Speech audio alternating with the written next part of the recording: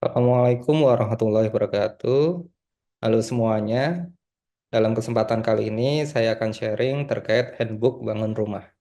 Ini beberapa materi yang kalian akan dapatkan di ebook ini, bisa dilihat di daftar konten ini.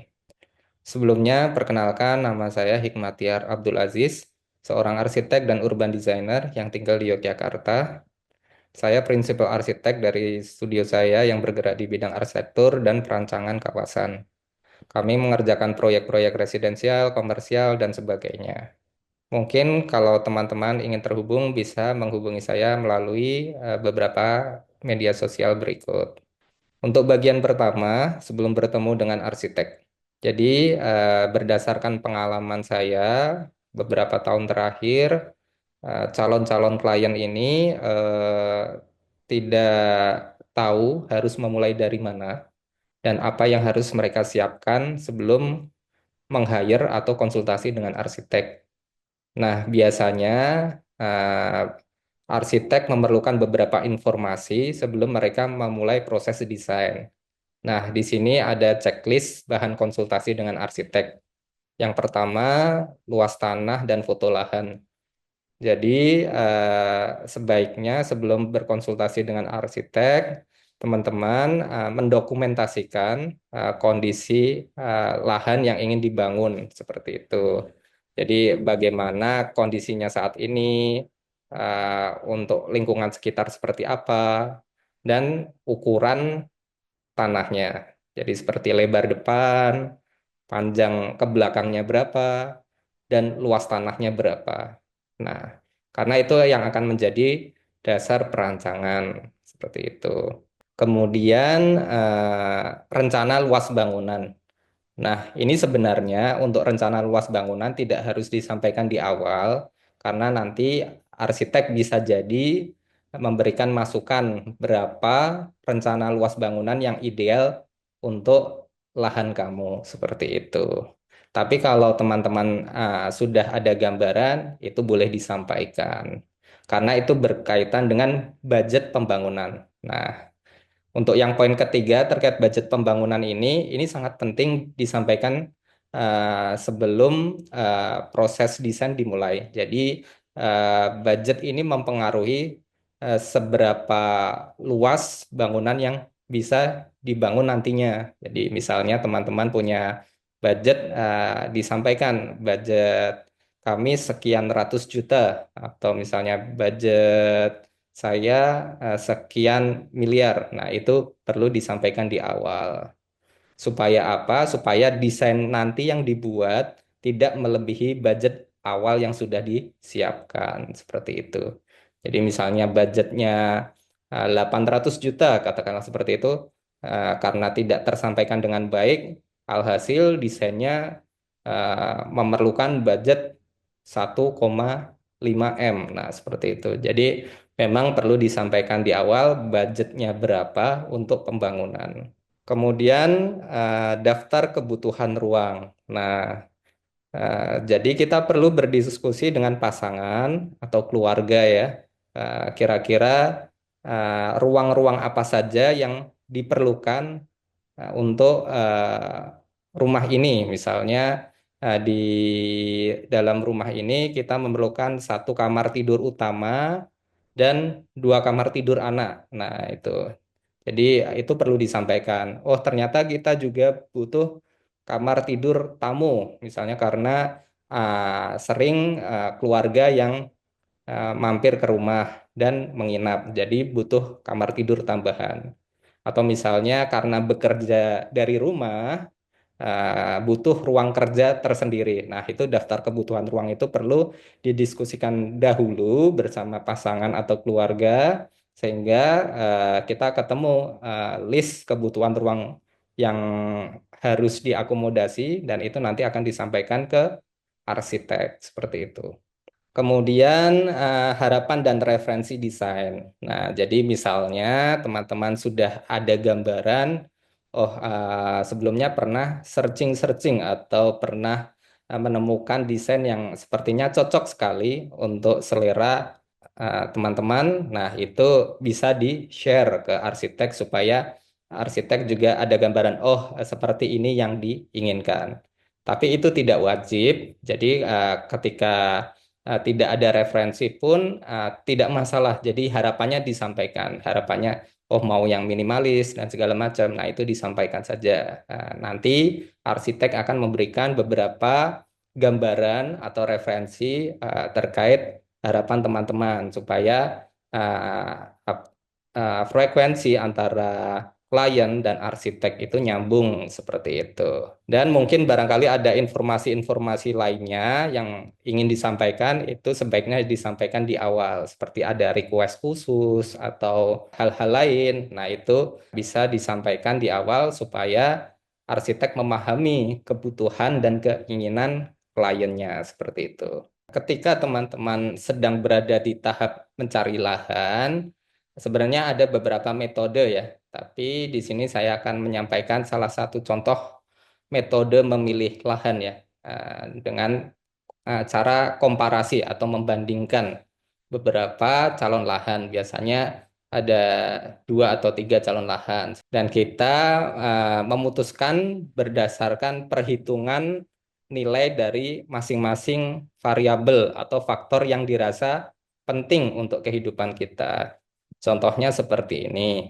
Ketika kita masih menimbang-nimbang kira-kira akan tinggal di kota atau daerah mana, biasanya ada beberapa faktor yang mempengaruhi seperti pekerjaan atau kedekatan jarak dengan keluarga atau nilai properti di daerah tersebut dan mungkin kondisi lingkungan apakah masih nyaman atau tidak untuk ditinggali. Nah, ini beberapa contoh saja, dan penilaian ini bersifat subjektif ya. Jadi karena setiap orang punya penilaian berbeda-beda untuk setiap daerahnya. Jadi tidak ada penilaian yang berlaku untuk semua orang. Jadi ini bersifat sangat subjektif kepada masing-masing orang seperti itu. Nah, ketika sudah mantap memutuskan akan tinggal di mana, biasanya kita akan dihadapkan dengan beberapa opsi lahan ya. Katakanlah tinggal di suatu kota A misalnya.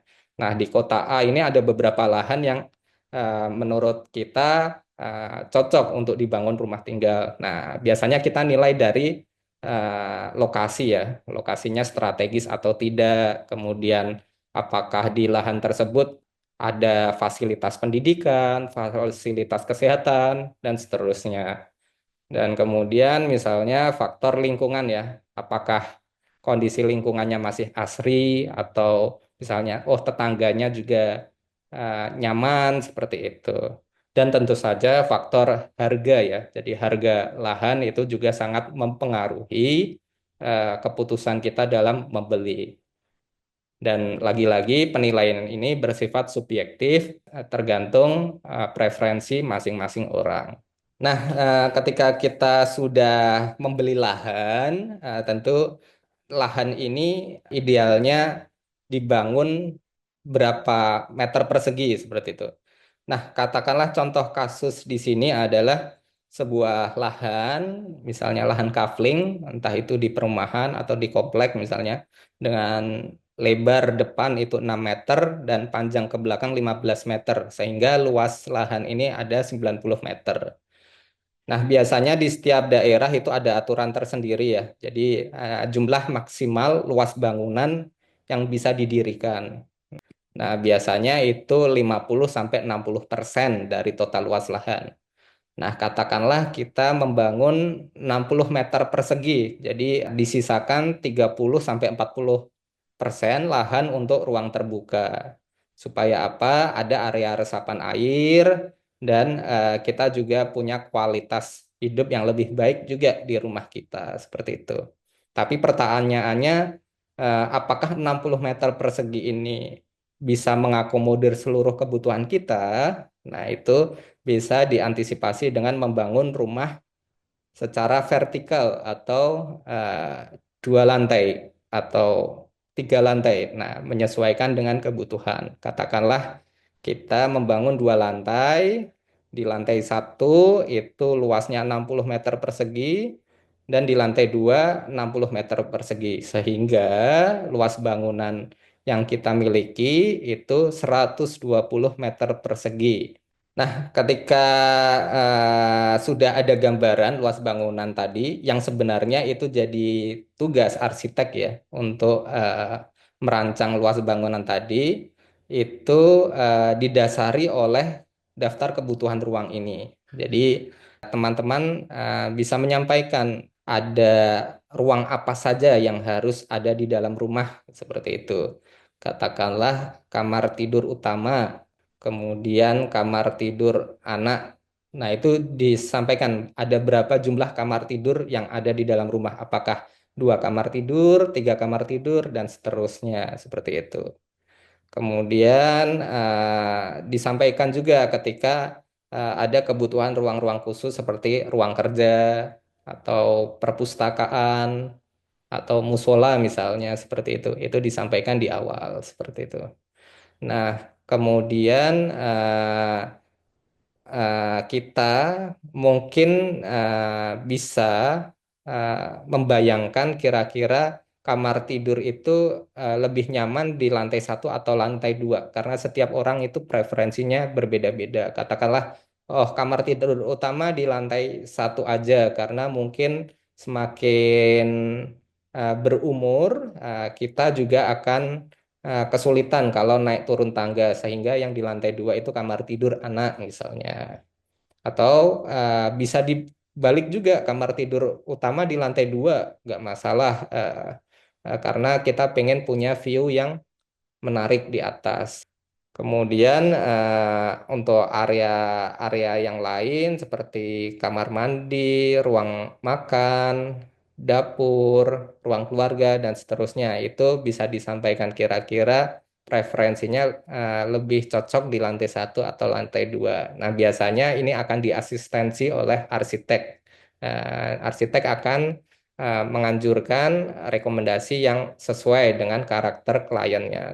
Nah, teman-teman bisa coba tulis-tulis kira-kira untuk lantai 1 atau lantai 2, kira-kira ada ruang apa saja di rumah impian teman-teman. Dan yang tidak kalah penting adalah kita perlu mendiskusikan rencana dan harapan rumah impian ini dengan pasangan dan keluarga. Jadi misalnya suami ingin konsepnya terbuka, oh istri pinginnya interiornya kompak supaya kelihatannya rapi rumahnya, dan seterusnya. Jadi disampaikan pengennya seperti ini, seperti itu, dan seterusnya. Karena apa? Karena rumah ini akan dihuni bersama gitu. Jadi nggak hanya dihuni suami saja, tapi akan dihuni bersama-sama. Jadi kalau anaknya sudah besar, mungkin bisa ditanya juga anaknya kira-kira kalau punya rumah pengennya seperti apa nak, gitu. Jadi harapannya irisannya itu bisa mengakomodir penghuni di dalam rumah. Nah, yang perlu dipahami bahwa ketika banyak harapan, itu kita juga perlu melihat mana-mana saja yang relevan. Karena bisa jadi ada beberapa hal yang tidak bisa diakomodir seperti itu. Jadi misalnya kita lihat setelah diskusi, kesimpulannya, oh konsepnya itu terbuka dan open plan. Nah, terus konsep yang kedua itu interiornya compact dan minimalis dan seterusnya seperti itu. Jadi bisa didiskusikan dan disimpulkan bersama-sama konsepnya seperti apa. Ini mungkin teman-teman bisa menuliskan kira-kira setelah berdiskusi dengan pasangan atau keluarga atau anak misalnya kira-kira apa sih konsep rumah impianmu nantinya. Nah, untuk bagian yang kedua, kenapa sih arsitek itu sangat penting? Nah, jadi mungkin kebanyakan orang membayangkan rumah impiannya itu dari berbagai macam apa referensi atau pengalaman ya. Contohnya seperti ini. Jadi kadang calon klien itu punya ide yang cukup abstrak, misalnya. Dulu saya pernah menginap di hotel A dan saya sangat cocok dengan desain dan stylenya. Saya pengen punya rumah seperti itu kayak gitu. Jadi cukup abstrak ya. Nah, itu nanti arsitek akan mencoba memahami dan menjembatani kira-kira yang dimaksud klien tadi desainnya seperti apa sih. Nah, atau mungkin ada yang lebih abstrak lagi, saya pengen punya rumah kayak di film B gitu. Nah, jadi kadang ide-ide itu sangat sulit untuk diterjemahkan dan disinilah tugas arsitek yang baik adalah mengurai tadi ya ide-ide atau gagasan tadi menjadi sebuah perencanaan ya, perencanaan yang itu bisa direalisasikan di dunia yang nyata seperti itu. Dalam bentuk desain, dalam bentuk gambar teknis seperti itu. Nah, di sini ada beberapa eh, apa pros and cons ya dalam membangun rumah entah tanpa arsitek atau bersama arsitek. Nah, yang paling umum itu adalah ketika kita membangun tanpa arsitek, tentu saja saving budget. Katakanlah, oh kita tidak perlu mengeluarkan biaya untuk hire arsitek, tapi bisa jadi ketika kita membangun rumah tanpa perencanaan yang baik, itu di akhir kita akan mengeluarkan biaya yang jauh lebih besar karena beberapa kesalahan yang terjadi dalam desain maupun di lapangan karena perencanaannya tidak jelas seperti itu. Tapi kelebihannya ketika membangun sendiri itu semua keputusan di tangan owner seperti itu. Jadi kita bisa bereksperimen, ingin seperti ini, seperti itu terserah owner kayak gitu.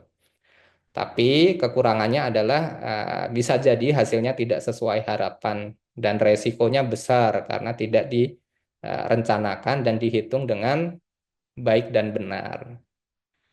Nah, jika membangun bersama arsitek itu tentu saja terencana dengan baik karena kita akan dibantu oleh expert yang punya ilmu dan latar belakang di bidang perancangan. Dan tentu saja menghemat waktu, karena bisa jadi kita mempunyai banyak urusan yang tidak bisa ditinggalkan. Sehingga pekerjaan merancang ini bisa didelegasikan ke orang yang lebih ahli. Dan rumah kita bisa jadi lebih berkarakter dan estetik karena dirancang oleh arsitek. Dan karena hasilnya baik, nilai asetnya lebih tinggi. Jadi misalnya kita membangun rumah dan didesain dengan baik, hasilnya bagus. Nah, kita punya rencana untuk menyewakan rumah ini, tentu nilai asetnya lebih tinggi. Jadi nilai sewanya lebih tinggi dibandingkan dengan rumah-rumah biasa yang tidak berkarakter atau tidak estetik. Nah, dan misalnya kita membangun rumah ini dan ingin dijual kembali atau setelah sekian tahun ditempati ingin dijual kembali, tentu saja asetnya juga nilainya lebih tinggi dibandingkan dengan rumah yang tidak terkonsep dengan baik. Tapi kekurangannya misalnya ini asumsinya adalah kita harus membayar biaya jasa arsitek yang mahal. Tapi jika kita bandingkan dengan kita membangun rumah tanpa rencana, itu bisa jadi kalau tidak direncanakan dengan baik, itu pengeluarannya jauh lebih besar. Jadi bisa jadi meng-hire arsitek di awal itu adalah bentuk investasi kita supaya pengeluaran budget dalam membangun rumah itu bisa lebih hemat di akhirnya seperti itu. Nah, untuk bagian yang ketiga adalah proses desain. Nah, ini sebenarnya adalah rahasia dapur arsitek ya. Jadi orang yang sebelumnya belum pernah hire atau menggunakan jasa arsitek mungkin belum tahu apa tahapan-tahapan dalam merancang rumah bersama arsitek. Nah, jadi workflow-nya kurang lebih seperti ini. Jadi yang pertama, klien akan menyampaikan brief dan data seperti yang saya sampaikan tadi ya, informasi terkait lahan, baik foto, ukuran, kemudian referensi atau harapan dan keinginan dan seterusnya. Nah, setelah penyampaian brief dan data tersebut, arsitek akan membuat penawaran. Dan ketika penawaran tersebut disetujui, itu masuk ke tahap 2, yaitu kontrak atau perjanjian kerja. Nah, setelah disetujui dan setelah kontrak, maka proses desain itu dimulai. Nah, dan ketika dalam proses desain ini, tentu saja ada banyak forum-forum diskusi antara arsitek dengan klien, dan kita bakal melakukan beberapa meeting atau konsultasi seperti itu. Nah, ketika dirasa sudah sesuai desainnya, maka klien akan menyetujui atau approve dari proposal yang dibuat arsitek. Tapi misalnya ada revisi, itu arsitek akan memfollow up input-input yang disampaikan klien untuk direvisi bersama timnya. Dan ketika revisi desain itu sudah disetujui, maka akan dilanjutkan ke tahap gambar kerja atau DED, eh, Detail Engineering Drawing, seperti itu. Dan ketika gambar kerja sudah selesai, maka akan dilakukan serah terima dokumen gambar di akhir. Nah, ini kurang lebih contoh durasi proses desain ya, rumah tinggal sederhana dengan luas bangunan 120 meter persegi seperti contoh yang kita bahas tadi sebelumnya. Untuk jenis pekerjaan, desain eksterior dan gambar kerja. Jadi dimulai dari penyampaian brief atau data, kemudian membuat penawaran dan disetujui kontraknya, barulah dimulai proses desainnya. Jadi ini pekan pertama dimulai. Jadi tahapan nomor 3, desain eksterior seperti itu. Setelah desain eksterior sudah oke, itu bisa lanjut ke gambar kerja. Tapi kalau misalnya belum disetujui, ada proses revisi. Dan ketika revisinya sudah disetujui, barulah dilanjutkan ke gambar kerja. Setelah gambar kerja selesai, itu akan dilakukan serah terima dokumen gambar. Nah, jadi untuk pekerjaan ini mungkin estimasinya sekitar eh, 2 sampai 3 bulan seperti itu. Nah, selanjutnya untuk skema pekerjaan desain eksterior dan interior dan gambar kerja. Jadi ini bahasanya adalah full package ya. Jadi mendesain bangunannya dan bagian dalamnya, interiornya. Ya, ini hampir sama seperti yang pertama, cuma durasi proses desainnya lebih panjang. Karena yang didesain tidak hanya desain eksterior, tapi juga interiornya. Tapi ada skema lain dengan durasi yang sama, yakni penyampaian brief dan data, kemudian kontrak, kemudian desain eksterior lebih dahulu. Ketika sudah disetujui, langsung lanjut ke desain interior. Tapi kalau belum, itu revisi dulu untuk desain eksteriornya. Ketika sudah disetujui, baru masuk ke desain interior. Nah, kalau sudah disetujui, masuk ke gambar kerja. Tapi kalau belum, revisi dulu, baru masuk gambar kerja dan serah terima dokumen. Nah, jadi ini estimasinya juga sekitar 3 bulan, menyesuaikan jenis proyek dan tingkat kesulitan proyeknya, seperti itu. Ini adalah cara kita menghitung fee arsitek. Teman-teman bisa melihat tabel di sebelah kiri, ini adalah standar minimum honorarium berdasarkan Ikatan Arsitek Indonesia. Kita ambil contoh sebuah keluarga ingin membangun rumah tinggal 2 lantai di sebuah lahan seluas 90 meter persegi dengan luas bangunan kira-kira 120 meter persegi. Cara menghitungnya adalah persentase honorarium ini dikalikan dengan biaya bangunan atau biaya konstruksi. Nah, di sini rumah tinggal itu masuk kategori yang ketiga. Jadi katakanlah di sini 8% dikalikan luas bangunan, dan biaya konstruksi per meter. Nah, sehingga yang diambil adalah 8% dikalikan 120, yakni luas bangunan tadi, 120 dikalikan 5 juta rupiah. Nah, 5 juta rupiah ini biaya konstruksi per meter. Nah, untuk setiap daerah bisa berbeda-beda. Katakanlah di Jakarta 5 juta per meter, mungkin di kota lain bisa jadi 4 juta per meter, seperti itu. Nah, ini eh, akhirnya ketemu nilai proyek 600 juta rupiah. Jadi ini nilai biaya bangunan ya.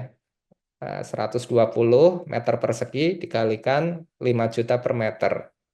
Nah, 600 juta ini dikalikan 8%, sehingga biaya jasa arsiteknya adalah 48 juta rupiah. Nah, nilai ini bisa menyesuaikan sesuai dengan kesepakatan antara arsitek dengan klien. Selanjutnya, di bagian keempat adalah perjalanan di proses konstruksi ya. Jadi dalam proses konstruksi ini ada beberapa pihak ya. Yang pertama adalah pelaksana dan yang kedua pengawas. Nah, nah pelaksana itu siapa sih? Nah, pelaksana itu biasanya kita sering mendengar kontraktor. Nah, itu kontraktor itu orang yang kita hire untuk merealisasikan bangunan ini berdasarkan desain dari arsitek. Dan ada juga pelaksana itu tukang harian. Nah, kalau tukang harian ini kita harus mengontrol ya proses pelaksana di lapangan.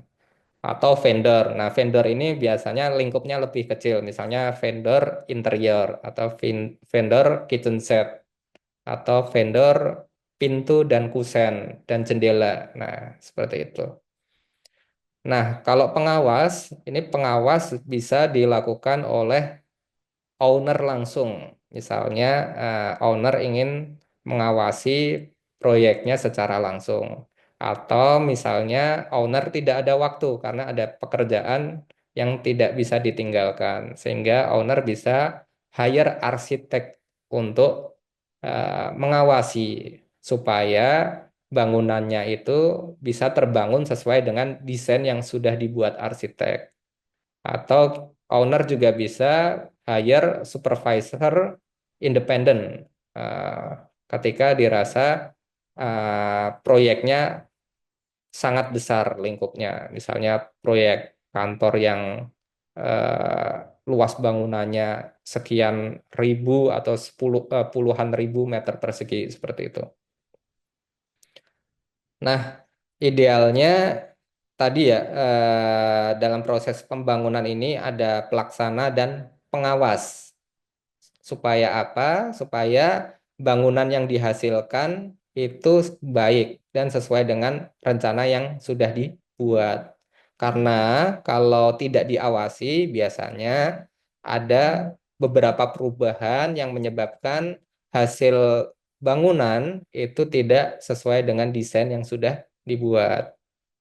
Dan harapannya pelaksana dan pengawas ini dijalankan oleh orang-orang yang memiliki kompetensi atau kredibilitas lah seperti itu. Nah, untuk jenis pekerjaan sendiri dalam konstruksi itu ada tipe borongan atau harian. Nah, jadi kalau borongan itu tadi ya biasanya dikerjakan oleh kontraktor misalnya seperti itu atau vendor. Nah, nah, kalau harian ini tadi biasanya tukang harian yang kita pekerjakan secara harian. Nah, ini ada beberapa perbedaan untuk jenis pekerjaan ini, baik dari segi kualitas, durasi, atau biaya. Nah, jadi kadang yang jadi asumsi umum itu kalau borongan biasanya kualitasnya asal jadi eh, karena ya tadi mereka pengennya cepat seperti itu. Tapi biasanya kelebihannya biayanya terkontrol karena sudah disepakati di awal bahwa membangun rumah dengan luas sekian dan desain ini itu biayanya sekian ratus juta atau sekian miliar sehingga sudah disepakati di awal dan untuk pengeluarannya terkontrol seperti itu.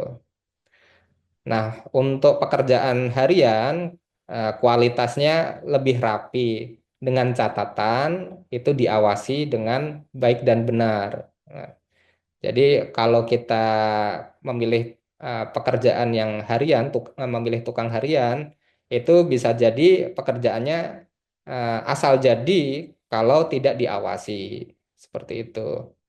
Tapi durasinya itu biasanya lebih lambat. Nah, karena ya tadi kalau tukang harian kalau tidak disepakati di awal biasanya mereka tidak ada target kapan bangunan ini akan selesai seperti itu. Nah, untuk biayanya sendiri untuk pekerjaan harian ini fluktuatif karena kita tidak bisa memprediksi ya dan tidak ada apa ketika tidak ada perjanjian di awal ya akan selesai kapan. Nah, itu kita tidak tahu kira-kira sampai kapan proyek ini selesai dan ini menyebabkan biaya yang kita keluarkan juga otomatis bertambah seperti itu. Tapi ini sifatnya sangat subjektif karena setiap pelaksana itu memiliki kualitas, durasi, dan biaya yang beragam. Kalau kita memilih pekerjaan borongan dengan kontraktor yang kredibel, otomatis hasilnya kualitasnya rapi, durasinya cepat, biaya terkontrol seperti itu. Nah, jadi ini kalau kita harus pintar-pintar memilih siapa yang akan membangun rumah nantinya. Ini pengalaman kami dalam membangun rumah, di mana peran pelaksana itu dilakukan oleh tukang harian. Tapi untuk pengawasannya dilakukan oleh owner atau pemilik rumah langsung yang berprofesi sebagai arsitek yang memiliki kompetensi di bidang tersebut. Dan jenis pekerjaannya dilakukan secara harian, bukan borongan. Hasilnya pekerjaan lebih rapi karena memang diawasi langsung oleh arsitek. Beda cerita ketika pekerjaan harian dikerjakan oleh tukang tapi tidak diawasi oleh orang yang berkompeten, bisa jadi hasilnya asal jadi seperti itu. Dan untuk durasinya memang lebih lambat dari rencana awal karena terjadi beberapa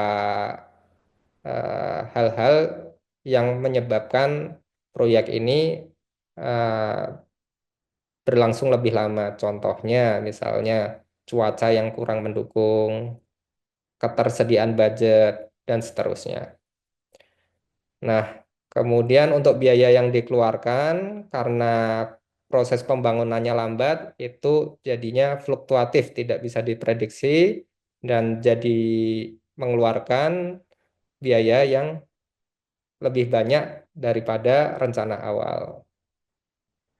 Nah, ini beberapa poin refleksi ya, yang bisa saya share dari pembangunan omah desa yang dikerjakan tukang dengan sistem harian ya, yang diawasi oleh owner langsung yang berprofesi sebagai arsitek seperti yang saya sampaikan tadi. Nah, keputusan itu kami ambil dengan harapan menghemat budget ya, karena tidak perlu mengeluarkan biaya untuk jasa kontraktor dan diawasi langsung untuk menghasilkan kualitas pekerjaan yang baik.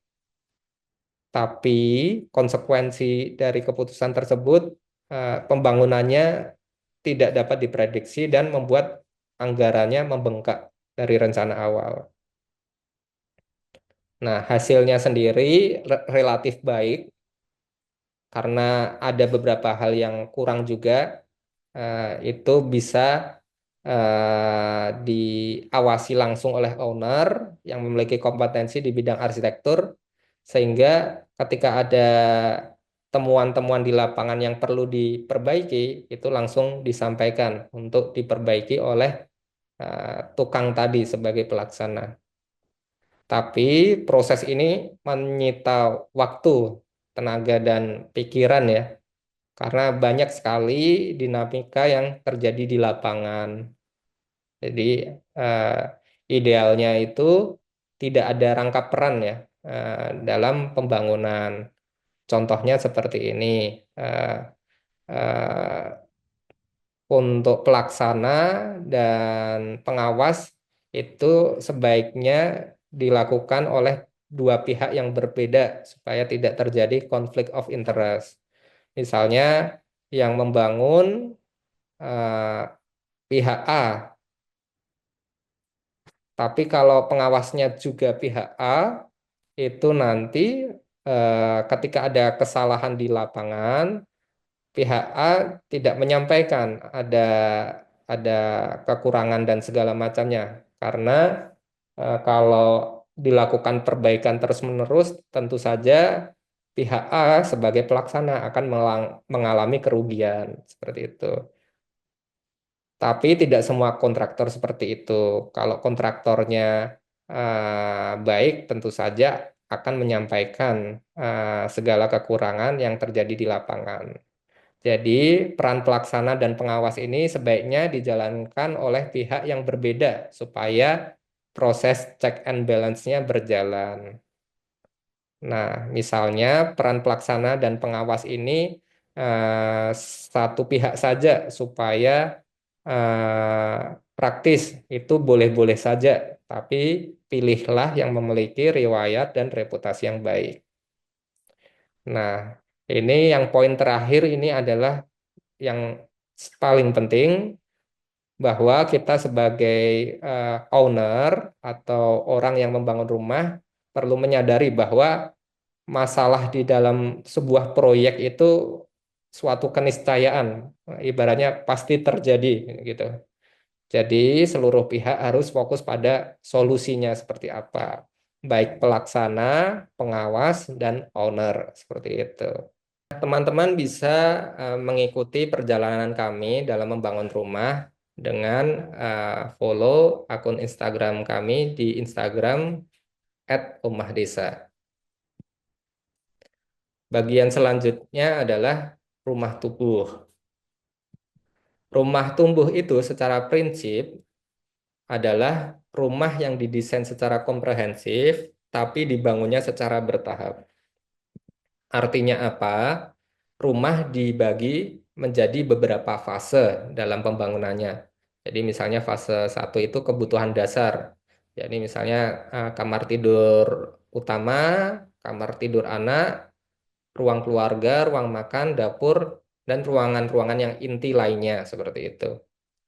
Kemudian tumbuh lagi di fase kedua, biasanya keluarga itu anggota keluarganya akan bertambah. Misalnya yang awalnya anaknya satu, bertambah lagi anaknya dua. Jadi karena punya dua anak, harus menyediakan dua kamar tidur anak. Nah, kemudian bisa jadi sampai ke fase ketiga, ada kebutuhan khusus. Katakanlah di sebelah eh, rumah masih ada sisa space atau lahan yang kosong, itu bisa kita jadikan jadi ruang kerja atau ruang hobi atau perpustakaan atau ruang komunal seperti itu. Ini kurang lebih gambarannya ya. Jadi bagaimana rumah tumbuh itu didesain secara komprehensif. Jadi kita sebagai arsitek atau perencananya membangun goal akhirnya. Jadi bagaimana sih bentuk rumah itu ketika fasenya sudah lengkap. Jadi misalnya ada 3 fase. Jadi bagaimana desain rumah ketika fase 1, 2, dan 3 itu ada kayak gitu. Kemudian desainnya di breakdown lagi ketika fase 1 dan 2. kemudian di breakdown lagi menjadi fase awalnya itu seperti apa. Jadi ibaratnya kita startnya itu dari goal akhirnya. Jadi apa yang ingin dicapai baru di breakdown tahapannya menjadi beberapa tahapan seperti itu. Tapi untuk pembangunannya kita bangun bertahap urut dari fase satu ditambah fase 2 kemudian ditambah lagi fase 3. Kenapa seperti itu? Jika kita mendesainnya bertahap, misalnya kita desain fase satu dulu, kemudian kita bangun, terus sudah jadi, beberapa tahun kemudian kita desain lagi fase 2, terus dibangun lagi, sudah ditempati beberapa tahun lagi, didesain lagi fase 3. Nah, itu nanti konsepnya campur-campur seperti itu. Jadi kita rumahnya tidak memiliki konsep yang berkesinambungan antara fase satu, 2, dan 3. Sehingga rumah tumbuh itu didesain goal akhirnya dulu, baru pembangunannya dilakukan secara bertahap seperti itu. Nah, jadi rumah tumbuh itu tadi ya bisa bisa dilakukan pembangunannya secara bertahap, tapi di desainnya itu goal akhirnya seperti apa. Seperti itu. Nah, sehingga ketika owner atau pemilik rumah itu nanti eh, memiliki budget untuk membangun fase-fase berikutnya, itu tinggal dilaksanakan saja menyesuaikan dengan kebutuhan dan keinginan dan kesiapan budget tadi. Jadi tidak perlu lagi menunggu desain baru karena desainnya sudah ada sejak awal seperti itu. Nah, ini contoh desain rumah tumbuh yang kami desain di fase satunya. Ini dari kafling di sebuah perumahan, kemudian didesain untuk tahap satu, dan rencananya akan dibuat 2 tahap. Jadi desainnya tahap 2 seperti ini. Nah, ini kurang lebih gambarannya desain rumah tumbuh seperti itu. Semoga penjelasan tadi cukup jelas dan bisa dimengerti oleh teman-teman semua. Sebagai penutup, saya ingin menyampaikan bahwa rumah adalah kebutuhan dasar kita ya sebagai manusia butuh tempat tinggal yang itu menghabiskan waktu dan uang, bahkan tenaga untuk merealisasikannya. Sehingga rumah impian itu perlu dirancang dengan baik supaya kita dapat menikmati proses dan hasilnya. Jadi tidak hanya hasilnya saja, tapi proses itu bisa kita nikmati dengan dibantu oleh asistensi dari arsitek yang teman-teman percaya untuk merancang rumah impian teman-teman seperti itu. Mungkin itu saja yang bisa saya sampaikan. Kurang lebihnya mohon maaf. Wassalamualaikum warahmatullahi wabarakatuh.